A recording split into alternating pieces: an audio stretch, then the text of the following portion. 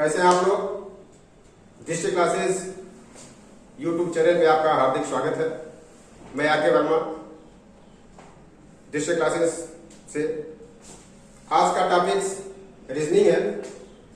Reasoning पे आज कुछ चर्चाएं होंगी। कंपटीशन के लिए रीजनिंग बहुत ही इंपॉर्टेंट सिलेबस है। रीजनिंग का पेपर सबसे स्कोरिंग पेपर होता है और रीजनिंग में आप स्कोर नहीं करेंगे तो फिर आप समझ लीजिए आपकी सफलता अनिश्चित, आप कभी सफल नहीं हो सकते। इसलिए रीजनिंग को हमेशा प्रायोरिटी टेबल पे आप सबसे फर्स्ट रखेंगे। रीजनिंग सबसे इंपॉर्टेंट चैप्टर है। रीजनिंग को कभी अवॉइड नहीं करिएगा। तो रीजनिंग आज स्टार्ट किया जा रहा है। रीजनिंग में सबसे पहला जो चैप्टर है वो कोडिंग डिकोडिंग का ही होता है। तो आज देखिए रीजनिंग, इसका हिंदी होता है तर्क शक्ति या तर्क क्षमता।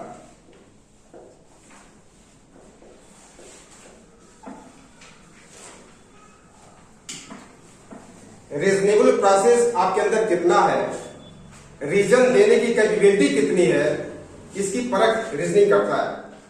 आजकल रीजनिंग का स्कोप कंपटीशन क्लासेस में बहुत ही बृहद रूप में सामने आ रहा है।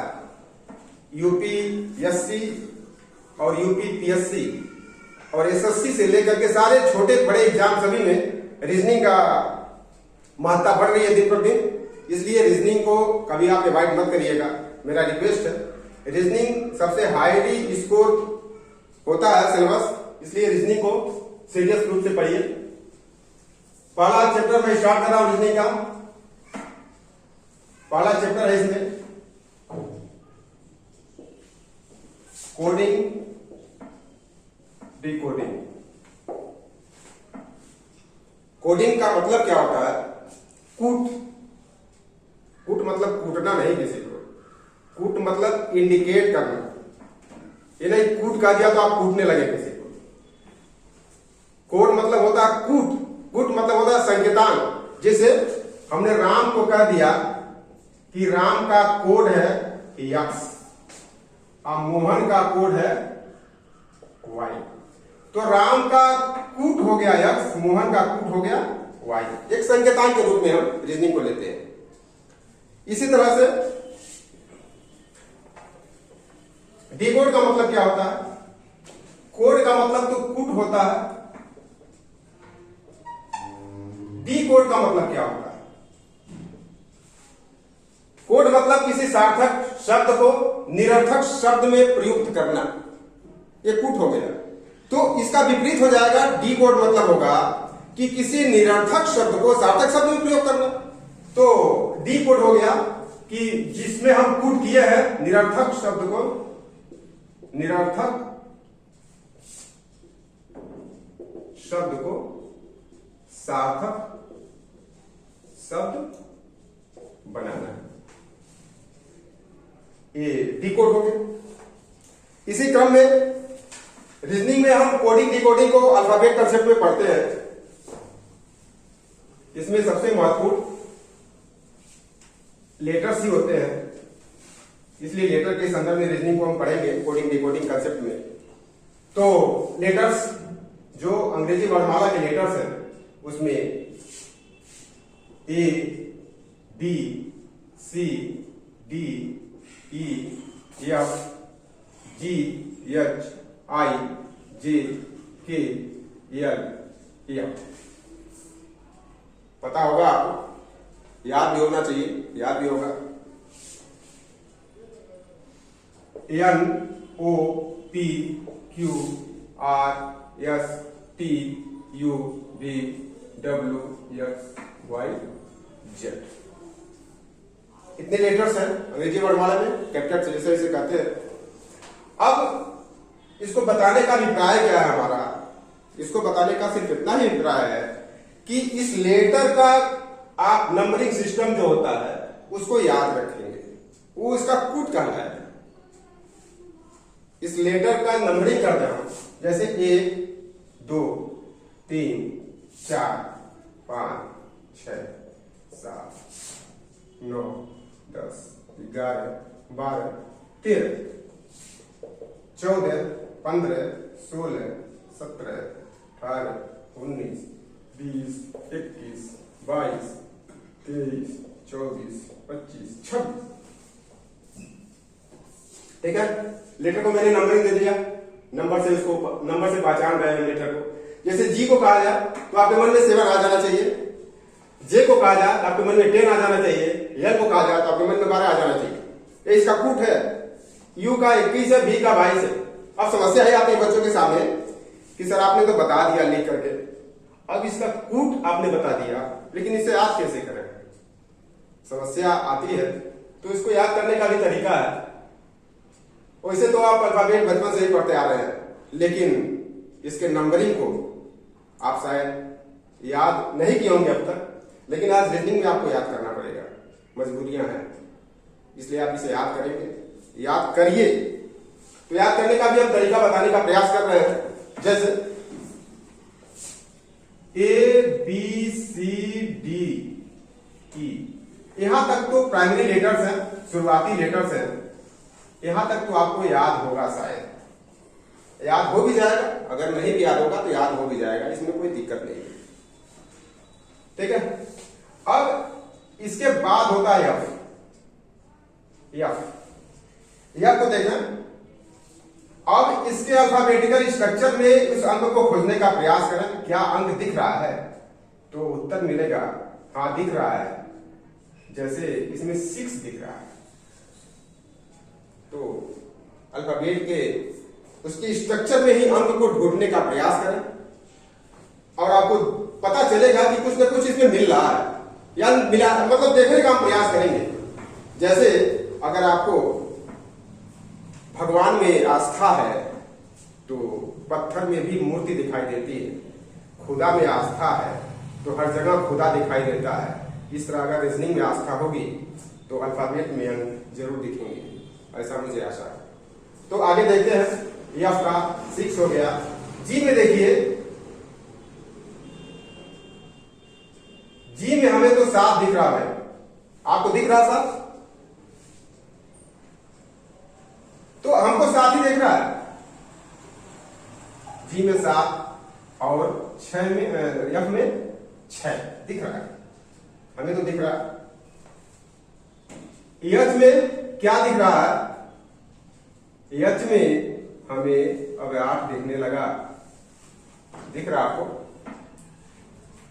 अब दिखेगा, अब तक भले न दिख रहा हो लेकिन अब दिखना चाहिए। आई में, प्यारे बच्चों, आई में आपको क्या दिख रहा है? अब 9 दिख रहा है।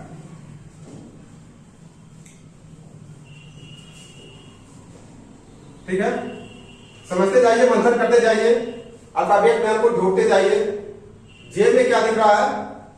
जे में तो हमें 0 दिख रहा है भाई, जे में हमें 0 दिख रहा है। तो 0 तो किसी लेटर का अंक होता नहीं है, नंबरिंग होती नहीं है। तो या तो 20 में आता है 0 या तो 10 में 0 आता है। तो 20 मत लीजिए, जे को 10 लीजिए आप, क्योंकि 20 T20 का होता है। तो 20 तो पहले से रिजर्व है टी का, ठीक है ना? T20 का नाम सुना है ना, आजकल IPL चल रहा, तो T20 मैच काफी पॉपुलर है। तो टी का 20 से ले लीजिए और जे का छोड़ दीजिए 10 के लिए। तो 2 जीरो आपके पास है, एक 10 का 0 है, एक 20 का 0 है। तो इसको जे ले लीजिए, टी का तो है ही है पहले से, ठीक है? तो जे का 10 हो गया। आगे देखिए, प्रयास करना है कितने अल्फाबेट में कितने अंक दिख रहे हैं। अब के है, के भाई साहब में क्या दिख रहा है आपको? 2 डंडे हैं, 2 डंडों से मीनार बना के, तो 2 लाइन देखिए आप, 11 में 2 लाइन होता है, तो 11 देखिए। के में, एल में क्या दिख रहा है? एल में तो हमें 2 दिख रहा है, तो आपको भी 2 दिख रहा होगा। तो एल 2 देखिए, 2 का कंसेप्ट, बी में 2 है तो एल का तो 2 होगा नहीं, बी का 2 है, ठीक है? अगला 12 है और तीसरा 22 है। तो यहां पे एल देखिए, एल में 12 देखिए और आगे भी है, तो इसका हम ट्रिक बताएंगे आगे कैसे देखेंगे 22 को। यल में 12 देखिए आप, तो यल का कोड क्या हो गया, 12 हो गया। आगे यम में क्या दिख रहा है, यम में 3 दिख रहा है भाई, तो 13 हो गया। यन में क्या दिख रहा है, यन में हमें 4 दिख रहा है, तो 14 हो गया। यम यन 14 हो गया। देखिए ओ में क्या दिख रहा है, तो इसके लिए एक और याद कर लीजिए, इजोटी आपके बुक में दिया होगा, EJOTY 5, 10, 15, 20, 25, यहां से भी याद कर सकते हैं। ई का 5 है, जे का 10 है, ओ का 15 है, टी का 20 है, वाई का 25 है। इस शब्द को आप याद कर लीजिए, इजोटी शब्द 5, 10, 15, 20, 25। रैंडमली आप सर्च कर सकते हैं, रैंडमली देख सकते हैं, तो इजोटी से भी कुछ अल्फाबेट का नंबरिंग आपको कोड पता चल जाएगा, उससे आप याद करिए। और बाकी को अल्फाबेट के कार्य देखिए, यम हो गया, एम हो गया, ओ से इजोटी से हो गया।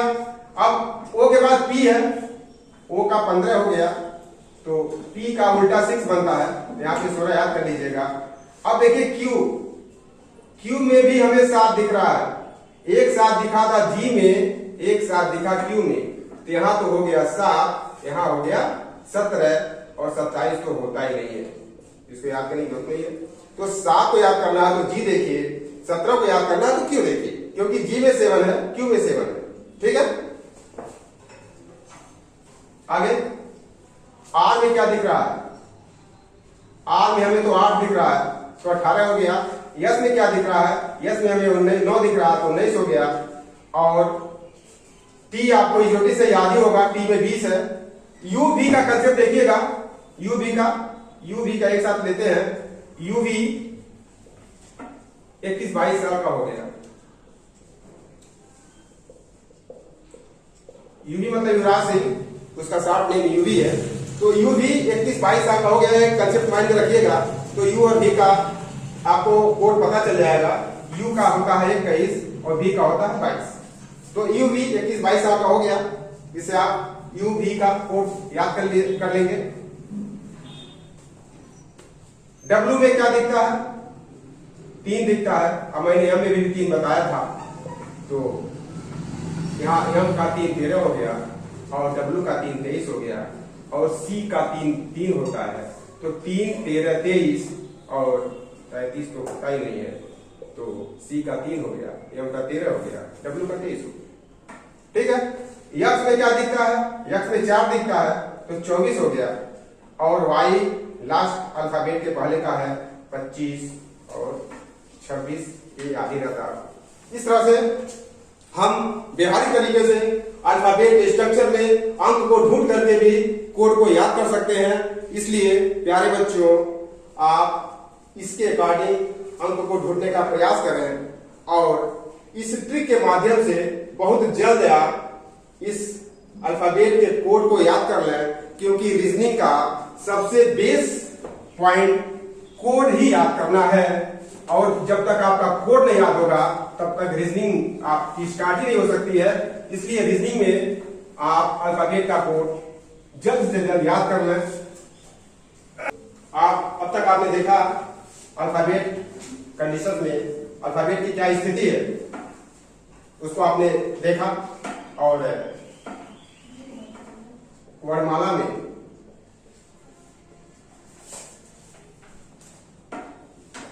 वर्ण की स्थिति का पता लगाया, जिसे कोड हमने कहा, तो उसको याद करने का तरीका मैंने बताया अभी, उसको याद जल्द से जल्द करिए। दूसरा इसमें कंसेप्ट आता है कंसोनेंट का और वावेल का, व्यंजन स्वर, ठीक है। तो ए से लेकर के जेड तक जो अल्फाबेट है, उसमें कुछ स्वर के भी अल्फाबेट है, जिसको हम कहते हैं ए, ई, आई, ओ, यू। ये 5 स्वर हैं। तो ये ध्यान दीजिएगा, कोडिंग डिकोडिंग कंसेप्ट में कभी कभी क्वेश्चन कंसोनेंट के कंसेप्ट में पूछ देता है, कभी कभी वावेल के कंसेप्ट में पूछ देता है, कभी कभी मिक्सअप करके पूछ देता है, कंसोनेंट और वावेल दोनों के संदर्भ में पूछता है। तो इसको भी आप ध्यान से देखिएगा कि एक कंसोनेंट कंसेप्ट है या वावेल कंसेप्ट है। ठीक है, जैसे इसी के संदर्भ में बताना चाह रहा हूं कि वावेल में वर्णमाला में जो अल्फाबेट होते हैं A B C D E F G H I J K L M, इसे हम कहते हैं प्रथम अर्धांश। क्या कहते हैं? प्रथम अर्धांश। और दूसरे क्रम को N O P Q R S T U V W X Y J, इसे कहते हैं द्वितीय अर्धांश। क्या कहते हैं? द्वितीय अर्धांश। तो प्रश्न इससे भी बनता है कि यदि प्रथम अर्धांश को फॉरवर्ड स्केल में लिखा जाए और द्वितीय अर्धांश को बैकवर्ड स्केल में लिखा जाए तो ई के पढ़ने वाला अल्फाबेट कौन सा होगा? क्वेश्चन यहां से भी बन जाता है। तो इसको भी ध्यान रखना है कि हमारे प्रथम अर्धांश में कितने अल्फाबेट हैं, इसको भी हमें ध्यान देना है। कितने अल्फाबेट हैं? यहाँ पे इसका कोड क्या है आपको अब याद आ गया होगा। कोड इसका है 13, तो टोटल 13 अल्फाबेट है इसमें।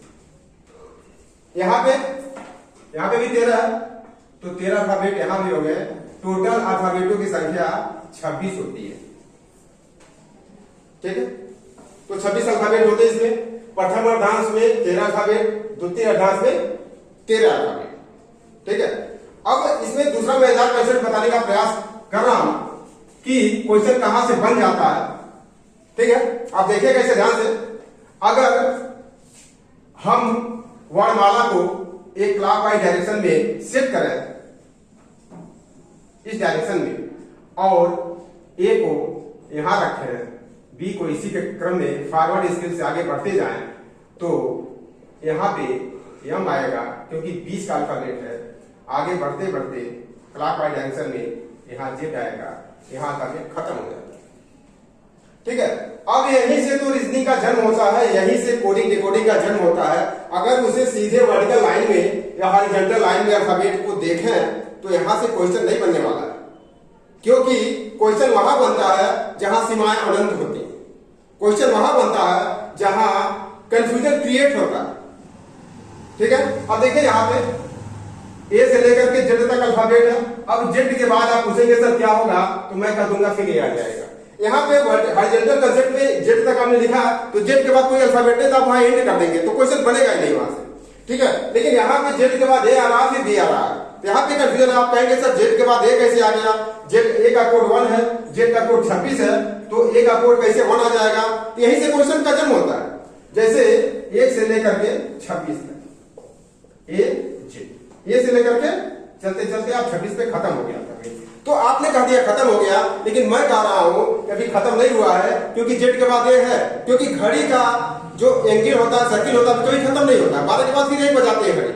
वही कंसेप्ट यहाँ भी कोडिंग डिकोडिंग में भी है। जेड के बाद 1 बजा, ए आएगा, बी आएगा, सी आएगा। अब कहेंगे सर कोडिंग का क्या कंसेप्ट है? यहां से देखिए कोडिंग का एक बहुत अच्छा खेल आता है। जेड का कंसेप्ट 26 है। अब आपने कह दिया कि सर ए में 5 जोड़े तो क्या होगा? ए में 5 जोड़ा तो क्या होगा? तो ए में 5 जोड़ेंगे, या आप कहते हैं ए के बाद 5वां अल्फाबेट कौन सा होगा? इसका मतलब आप पूछना चाह रहे हैं कि ए के बाद 5वां अल्फाबेट कौन सा होगा। इसका कंसेप्ट है ए का मतलब 1 हो गया, आप 5 इसमें जोड़ देंगे तो क्या हो गया? 6 हो गया। मैं कहूंगा ए के बाद 5वां अल्फाबेट 6 हो गया, अर्थात एफ होगा। ठीक है, तो ए फॉरवर्ड स्केल हो गया। ए के बाद अगर 5वां अल्फाबेट पूछा जा रहा है, A B C D E F, जो 6 होता है, ये फॉरवर्ड स्केल है। यहां तो आसान है निकालना। लेकिन अगर मैं कह दूं कि y के बाद 7वां अल्फाबेट कौन सा होगा? y के बाद 7वां अल्फाबेट, मतलब y में 7 जोड़ेंगे तो क्या होगा?